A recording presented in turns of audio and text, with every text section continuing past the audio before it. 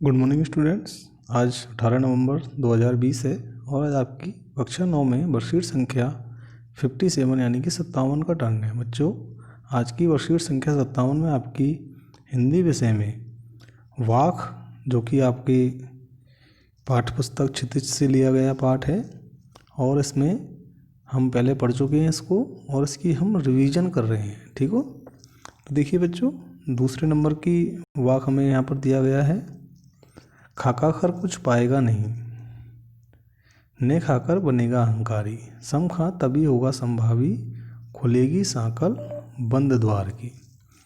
तो इस वर्कशीट में हमको ये वाक दिया गया है और देखो, वाक 4 पंक्तियों में लिखी गई कश्मीरी शैली में एक गाए जाने वाली रचना होती है। तो देखो बच्चों, पिछली वर्कशीट में हमसे पूछा गया था वाक क्या होती है। ठीक है, कश्मीरी भाषा की लोकप्रिय संत ये ललदद हैं और इनके द्वारा ये लिखा हुआ है। ठीक है, तो देखिए इसका यहाँ पर अर्थ दिया गया है। देखो क्या कहना चाहती है कवियत्री। तो इन पंक्तियों में कवियत्री कहना चाहती है कि आज के वर्तमान समय में जो व्यक्ति सांसारिक विषय वासनाओं में डूबे रहते हैं, यानी कि भोग विलास में डूबे रहते हैं, उनको मोक्ष की प्राप्ति नहीं होती है। और वो दो रास्ते बताती हैं, या लोग या तो क्या करते हैं, अहंकार मोह माया इन सब में लिप्त रहते हैं, या फिर इन सब को छोड़ करके त्याग और तपस्या में लग जाते हैं। तो कवियत्री ये कहना चाहती हैं कि व्यक्ति दोनों ही परिस्थितियों में, जब वो त्याग और तपस्या में लग जाएगा तब क्या होगा कि उसमें अहंकार आ जाएगा और जिसकी वजह से उसे मुक्ति अर्थात ज्ञान की प्राप्ति नहीं होगी। तो दोनों ही रास्तों को उन्होंने गलत बताया है, भोग विलास में लिप्त रहना और उन सबको छोड़ करके वो तप और तपस्या में लग जाना। तो वो कहती हैं कि हमें बीच का रास्ता अपनाना चाहिए, हमें बीच का रास्ता अपनाना चाहिए। देखिए, बीच का मार्ग अपनाने के लिए कह रही हैं, जिससे हमारे अंदर वासना और भोग लिप्सा नहीं होगी और नहीं हमारे अंदर अहंकार आएगा। यानी कि हमें सांसारिक जीवन जीते हुए ही ईश्वर की भक्ति करनी चाहिए सच्चे मन से। उन्होंने सच्चे मन से ईश्वर की भक्ति करने के लिए कहा है। प्रश्नों को देखते हैं हम इनके।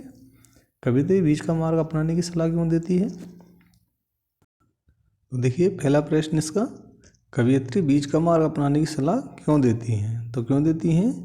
क्योंकि बीच के मार्ग को अपनाकर ही वो ईश्वर की प्राप्ति कर सकते हैं। तो देखिए, पहले प्रश्न का आंसर हम कहाँ से लिखेंगे,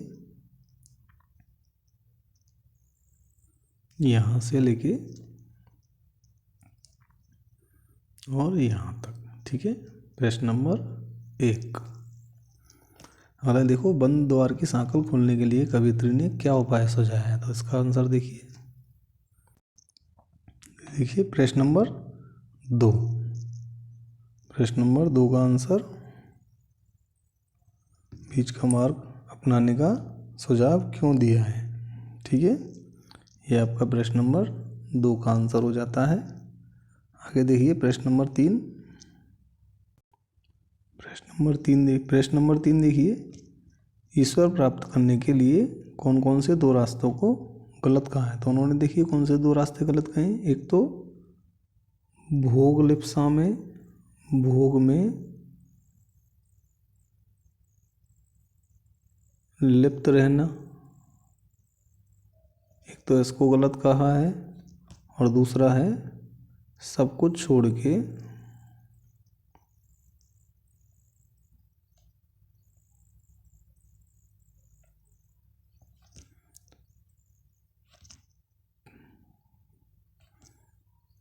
तपस्या में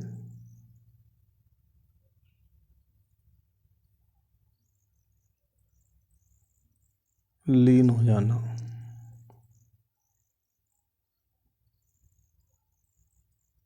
ठीक है, इन दोनों ही रास्तों को उन्होंने गलत बताया है। ठीक है, आगे देखिए प्रश्न नंबर 4। प्रस्तुत वाक में कवियत्री क्या प्राप्त करना चाहती हैं? तो प्रस्तुत वाक में कवियत्री क्या प्राप्त करना चाहती हैं? देखिए, वो मोक्ष प्राप्त करना चाहती हैं, यानी कि ज्ञान की प्राप्ति करना चाहती हैं।